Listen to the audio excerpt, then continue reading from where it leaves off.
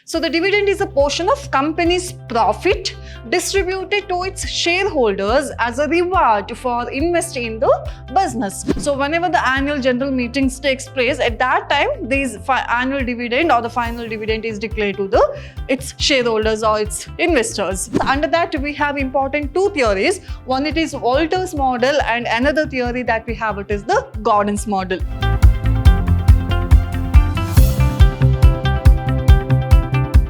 Hello dear student, welcome to the session. My name is Kupa MD, faculty in the Department of Commerce, Vidyashram Postgrad College, the Temple of Excellence, Mysore. So we are discussing advanced financial management of 6th semester BCom. So our third unit that we have, it is the dividend decisions and the theories. So one of the vital areas of financial management, it is the dividend decisions. So for all the firms, out of all the major decisions that they take, one of the important decisions that they have, it is the deciding about the dividend or declaring the dividend decisions. So here in this unit, you are going to study about the whole introductions part of the dividend, what are the types of dividend that we have, and important some of the dividend policies or the dividend theories. So that we are going to study in the third unit. So in today's session, your agenda is the introduction to dividend and what are the types of dividend that we have, and then the dividend policies, and there are two important dividend theories that we have, so that we are going to discuss in the today's session. So the introduction to the dividend. So the major decision of financial management of any business are the investment decisions, then the financing decisions and the dividend decision. So that means for any firms, the important three decisions that are involved. One, it is the taking up of any investment decisions, and then regarding the financing of the firms, and then one other important decisions that they'll take, it is about the dividend.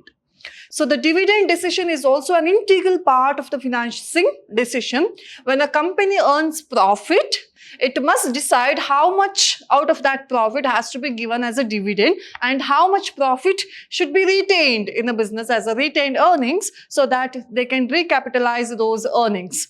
So that is important decisions that the financial managers of any firms that they have to think or they have to decide. So what is the definition of dividend?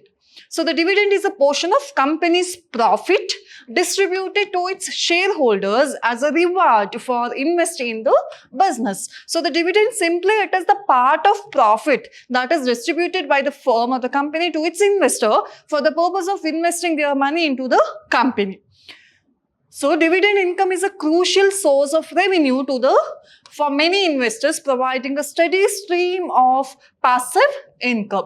So that means for the investors, it is one of the important or the main income or the steady income that they are expecting from the firm or the company for the purpose of whatever the amount they have contributed to or they have invested to the business or the company.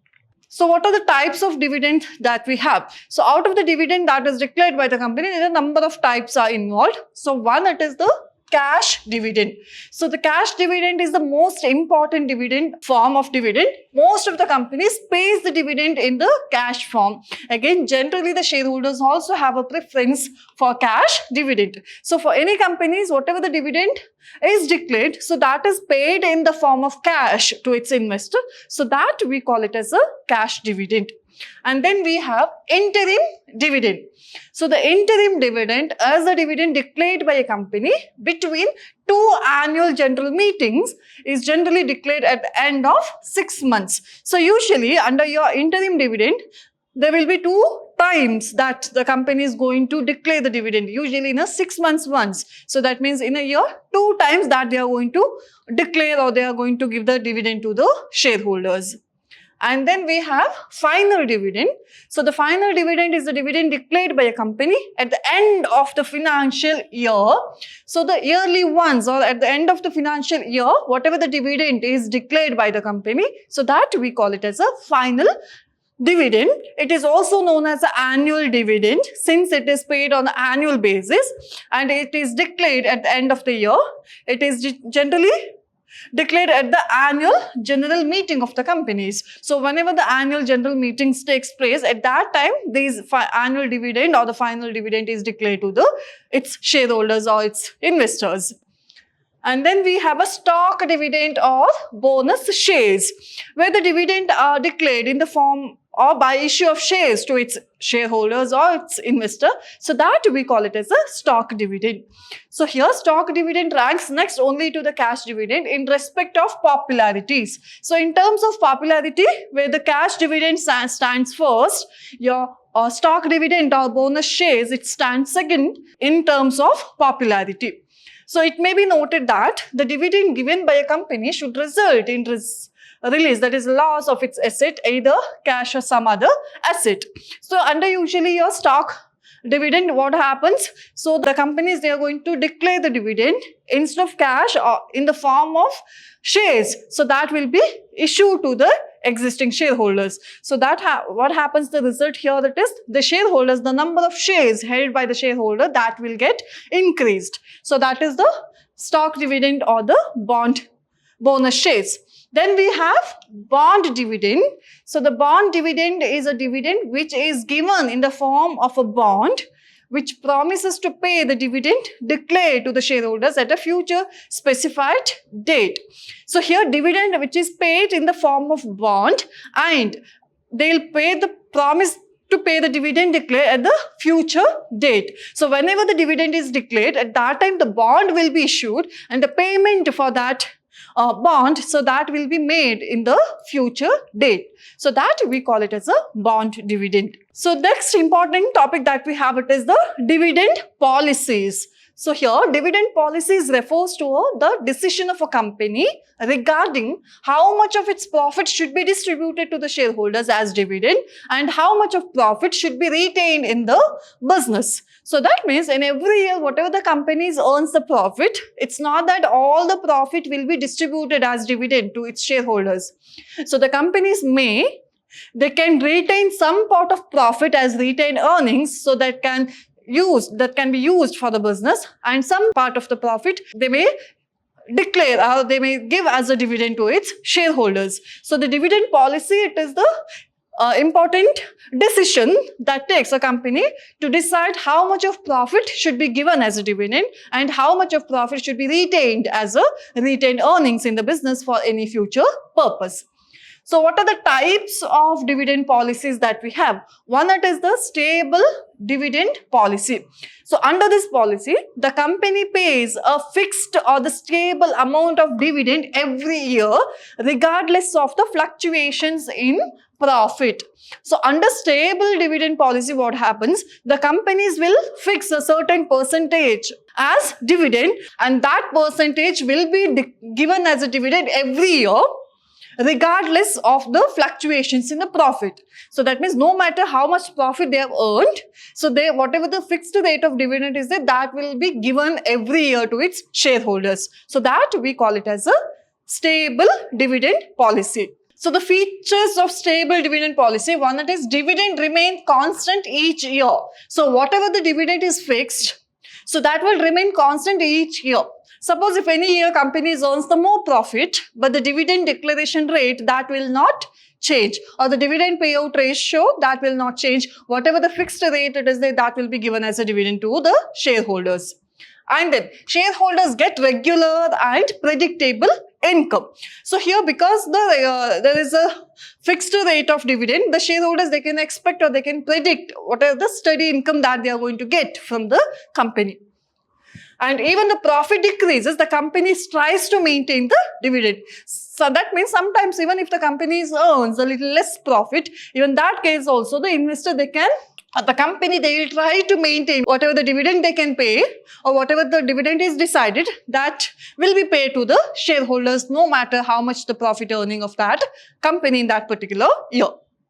So next, second, we have the unstable dividend policies. So here, unstable dividend policy implies that there is no stability in the payment of the dividend. It implies the variability or the fluctuations in dividend payment. So the unstable dividend policy is not a desirable dividend policy.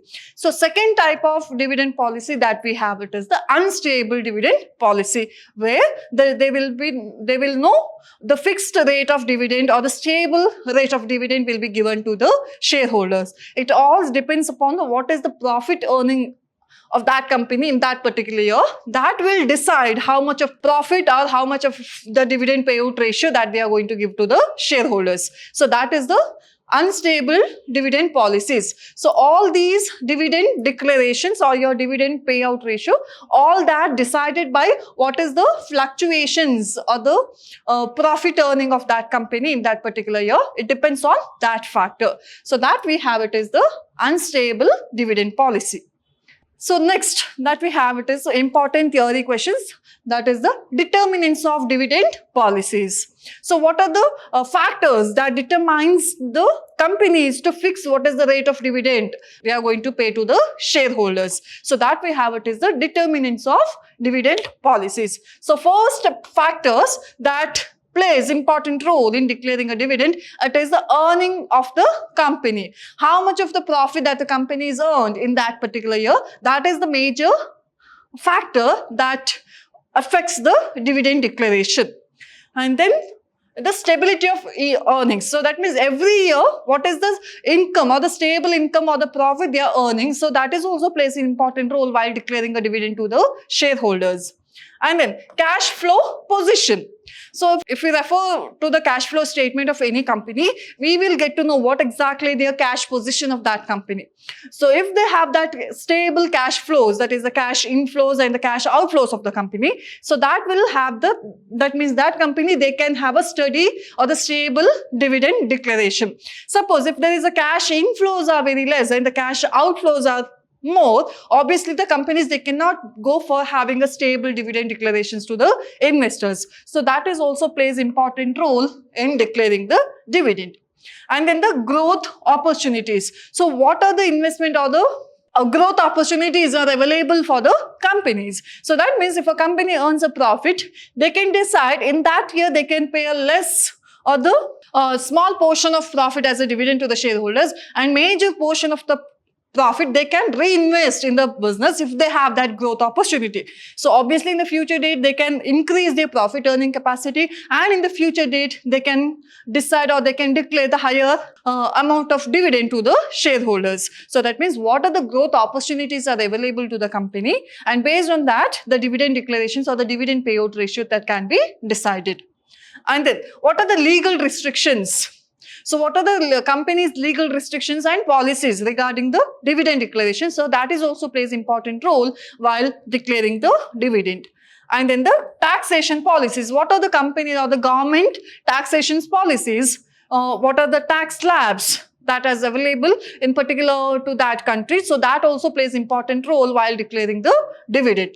Suppose if a company is having a more debt capital or the debenture form of capital, whatever the interest is paid after the profit, then the interest will be deducted, and after that the deduction, that is earnings after interest, then the tax will be paid on that earnings. So if the dividend is paid more to the shareholders, so the companies, they will not enjoy any or tax benefit. So that is also important where taxation policies plays a major role in the dividend declaration. So the next important topic here in the third unit that we have, it is the important dividend theories. So here till now whatever we have seen, it is all the theoretical part, and in the dividend theories we are going to solve the problems. So that is dividend theories. Under that we have important two theories. One, it is Walter's model, and another theory that we have, it is the Gordon's model. Under each theory that we are going to solve the problems here. See the theory, first theory that we have, it is the Walter's model. So the Walter's model is a Professor James A. Walter emphasized that dividend policy, it is a critical factor affecting the firm's value. So what does the Walter suggestions, or Walter, he says through his theory that whatever the dividend is declared or the dividend decision is taken by the firm, that directly will impact the value of firm. So whatever the dividend decision is taken by the firm, that directly affect the market value of the firm and also market value of its equity shareholders. So he has a relevance theories or the relevant theories of dividend decisions or the dividend theories. So here according to him, dividend policies hangs on the firm's internal rate of returns and the cost of capital. So that means your dividend policy that will directly impact the internal rate of return and the cost of capital, that is your KE. So whatever the dividend decision is taken, so that directly impact your firm's value, your cost of capital and the internal rate of return. So what are the assumptions that he makes in his theory? So one thing it is, the firm finances new investment through the retained earnings only. So he makes an assumptions that if the firms makes any new investment or if they raise any new capital, so they'll be using only the retained earnings. So that is whatever the portion of profit that is retained in the business, so that will be used as an investment for any new project. Then the firm's internal rate of return, that is your R, and the cost of capital, that is your KE, are constant. So there will be no changes in the rate of returns and the cost of capital. Then 100% of earnings either distributed as dividend or reinvested internally. So he has two options. One, it is 100% of profit either distributed fully as a dividend to the shareholders, or 100% of profit that can be reinvested or that can be retained as a retained earnings in the business. The initial earnings and the dividend remains constant forever. The initial earnings and the remaining dividend remains constant forever. That is all the some assumptions that he makes under his model. So important formula that we have under the Walters to calculate the market price of the share.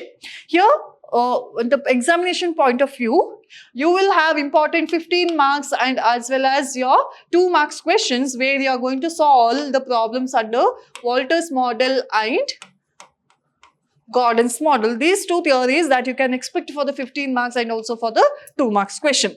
So he suggests one formula to calculate the market price of the share. So your formula is P is equal to D plus R into E minus G divided by K, whole thing divided by K. So here P means it is the market price of equity. So that means always you are going to find out what is the market price of equity using the Walters model. So P means it is the market price of the share. Then D here, it is the dividend per share. And then R means it is the rate of return. R, it is the rate of return. E means it is the EPS, that is earning per share. And then K, or sometimes we can refer it as a KE, that is cost of capital or cost of equity capitalization rate. So here in this formula, we are finding the P using this formula. D plus, this is one section and this is one section. D plus R into E minus G divided by K, whole thing divided by K. So here sometimes we can refer it as a KE also, that is cost of equity also. So this is the formula that we have under the Walters model.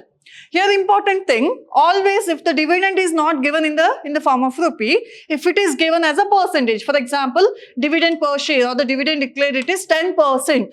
If it is given in the form of percentage, so always we'll calculate on EPS. So that means your dividend always, if it is given in the form of percentage, will calculate on EPS. For example, EPS, if it is rupees 5 and the dividend declarations or the dividend payout, if it is 20% is the dividend declared. So when we calculate or when we take the D here, it is 20% on rupees 5 we need to calculate. So this is how we need to find out the value of D. And then R means it is the rate of return, K or KE it is the cost of capital, then E it is the EPS. So this is the formula we will use to find out the market value of equity under Walters model. Then we'll discuss another important theory that we have, it is the Gordon's model. So it is also called as dividend capitalization model. So here Myron J. Gordon subscribes to the relevance concept of Walters. So he also suggests the relevance concept as suggested by the Walters. So the relevance concept means whatever the dividend decision is taken by the firm, that directly influence the firm's market value as well as the market value of their equity shares. So, he maintained that dividend declared had an impact on the value of shares. So, whatever the dividend declared by the company, that directly influence or impact the market value of its share, or if it's of that company's equity share. So, he varied from Walters in advocating that the growth in dividend affected valuation of shares. According to him, growth of the firm is the product of the retention ratios and the rate of returns and the growth rate. So, for the growth of any firms, it depends upon the product, or it depends upon the factors of what is the retention ratio, that is how much of profit they are retaining in the business, and what is the rate of return that they are going to get from any investment or for any project, and what is the growth. So, all these depends on all that contribute to the growth of the firm. So, what are its assumptions? So, the Gordon's model, it develops that model based on the certain assumption. So, the only retained earnings and equity shares on the capital structure of the company. So, according to the Gordon's model, there is no debt form of capital. Only the equity share capital and the retained earnings. So, these are the two sources that is available in the capital structure. Then, the rate of return of the company is constant from one year to another. So, another assumption of Gordon model it is that the rate of return for any investment, for any project, it is constant from one year to another. The cost of capital also remains constant from one year to another, and taxes do not exist on dividend or on any capital gains. So, he makes an assumption that there is no tax on the dividend and also on any forms of capital gains. And that the firm has a perpetual life. So, that means the firms will have a continuations of life, even though if it is any investors are withdrawn, the firms will have a continuation, or the firms will exist in the market. So, these are the certain assumptions that he makes while suggesting or while developing his model. So, next is important the formula. How to find out the market value of shares using the Gordon's model. So, here the formula we have, here also we are finding the P, that is market value of shares. So, his formula E into 1 minus B divided by KE minus B into R. So, here P means it is the market price of the shares. So, that is what we are finding using the formula. Then E, that means it is the EPS. So, here E means it is the EPS, that is earning per share.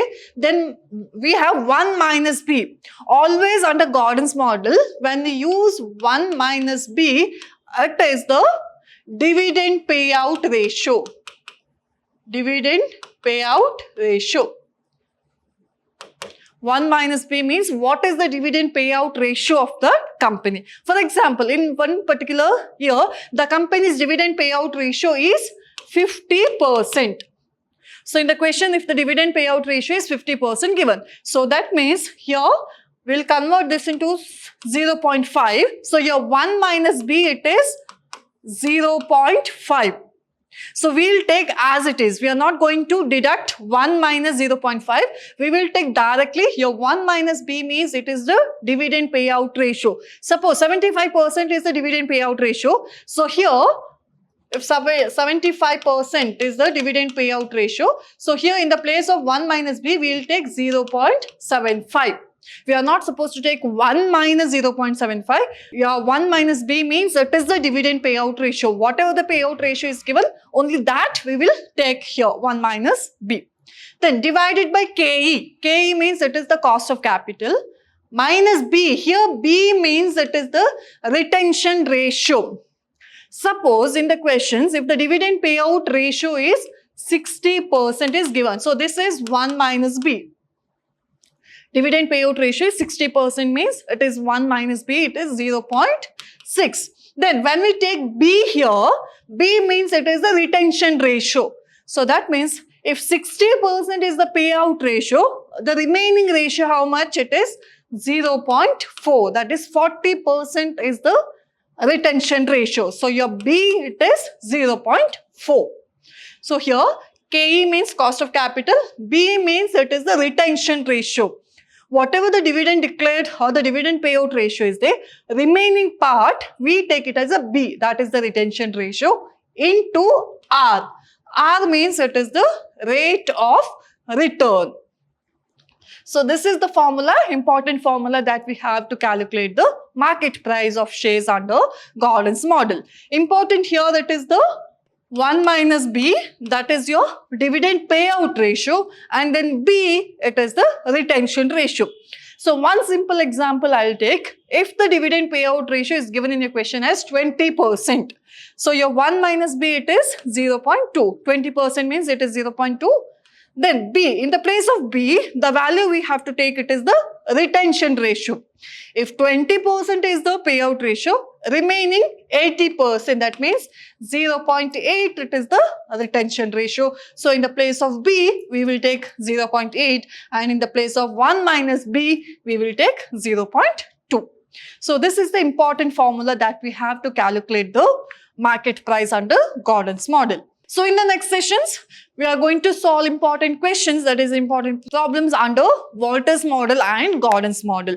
So here, these two topics are very important. You can expect a 15 marks questions, and also you can expect a 2 marks question solving the Walter's model and the Gordon's model. So in the next sessions, we are going to solve the problems under these two models. So this is all about the today's sessions. I hope you all understood what is the dividend decisions and what are the types and the dividend policies and important two dividend theories, Walter's model and Gordon's model. So we all meet in the next session. Thank you.